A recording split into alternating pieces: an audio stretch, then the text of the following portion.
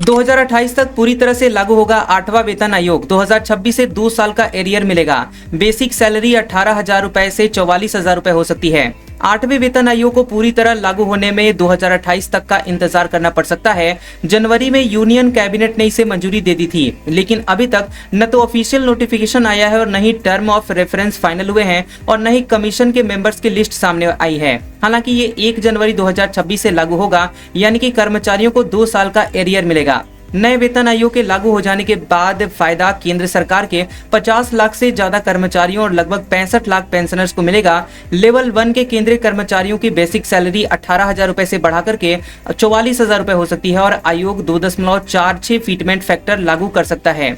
चलिए अब देख लेते हैं कि 8वें वेतन आयोग में सैलरी आखिर कितनी बढ़ सकती है। बेसिक सैलरी में कितनी बढ़ोतरी होगी, ये फीटमेंट फैक्टर और डीए मर्जर पर निर्भर करता है। 7वें वेतन आयोग में फीटमेंट फैक्टर 2.57 था और 8वें में ये 2.46 हो सकता है। हर वेतन आयोग में डीए 0 से शुरू होता है। ऐसा इसलिए होता है क्योंकि नई बेसिक सैलरी पहले से ही महंगाई को ध्यान में रखकर बढ़ाई जाती है। इसके बाद डीए फिर से धीरे धीरे बढ़ाया जाता है। अभी डीए बेसिक पे का 55% है और डीए के हटने से total salary basic plus DA plus HRA में बढ़ोतरी थोड़ी कम दिख सकती है, क्योंकि 55% डीए का हिस्सा हट जाएगा। उदाहरण के तौर पर अगर देखें कि अगर आप मान लीजिए कि आप लेवल 6 पर हैं और 7वें वेतन आयोग के हिसाब से आपकी मौजूदा सैलरी बेसिक पे 35,400 रुपए है, डीए 55% मिल रहा है, तो आपका डीए 19,470 रुपए हो जा रहा है। एचआरए मेट्रो शहरों में 27% है, जिसकी वजह से 9,558 रुपए आपका एचआरए बन रहा है, तो आपका टोटल सैलरी 64,428 रुपए बन रही है। अब अगर 8वें वेतन आयोग में फीटमेंट फैक्टर 2.46 लागू होता है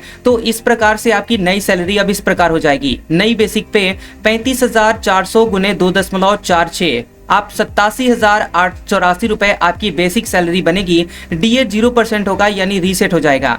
27% आपका एचआरए बनेगा, जिस वजह से आपकी 23,513 रुपए एचआरए बनेगा। इस प्रकार से आपकी टोटल सैलरी 8वें वेतन आयोग के लागू हो जाने के बाद आपकी सैलरी हो जाएगी टोटल 1,10,597 रुपए।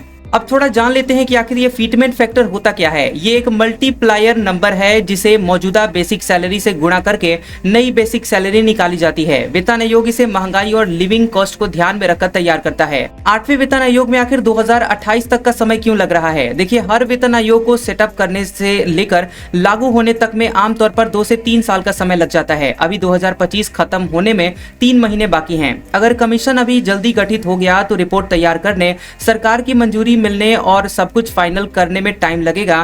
पिछले आयोग को अगर देखा जाए तो यही पैटर्न दिखता है। 2028 तक पूरी तरह से लागू होने का मतलब ये नहीं है कि इसका फायदा भी 2028 से ही मिलेगा।